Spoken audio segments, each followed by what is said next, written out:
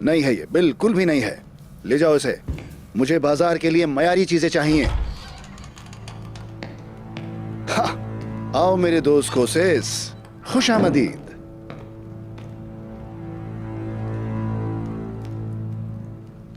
Julia, हम कुछ देर अकेले बात करना चाहेंगे। जैसे आपका हुक्म तकफुर रुगतुस। आप लोग भी।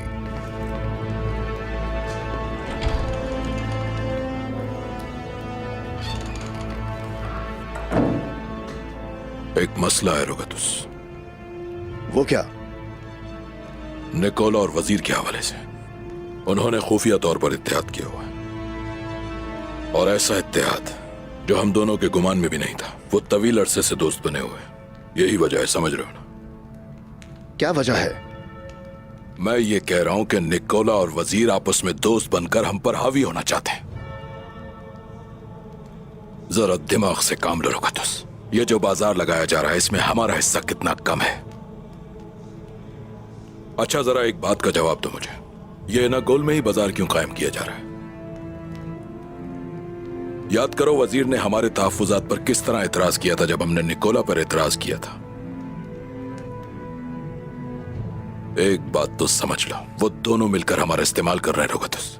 हमारा इस्तेमाल करके निकोला की तिजारत को बढ़ावा दिया जा रहा है।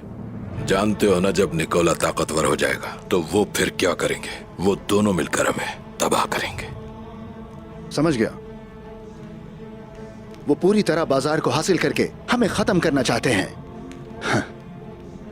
मुझे एक ताजिर से पता चला है पुरस्रार तौर पर कि निकोला ने बेइंतहा नई ढालें और तलवारें मंगवाई हैं, और वो मुसलसल अपने सिपाहियों की तादाद को भी बढ़ा रहा है। सोचो जरा, उसके आज़ाइम का अंदाजा करो कि अभी ताजिर बाजार में आया नहीं है और उसने अपना हिस्सा मुकर्रर कर लिया।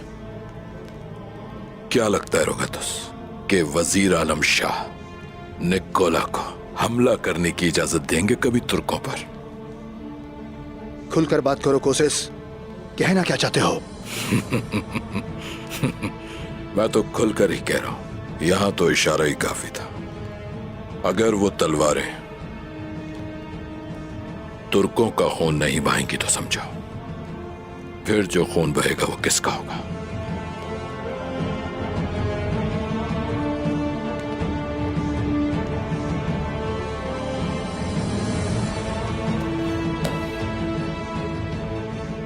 तो फिर हमें क्या करना चाहिए? मैं क्या बताऊं, इस खित्ते में हालात कभी भी तब्दील हो सकते हैं। यकीनन कोई ना कोई मौका तो हमें भी मिलेगा, वो भी अगर तुम चाहो तो।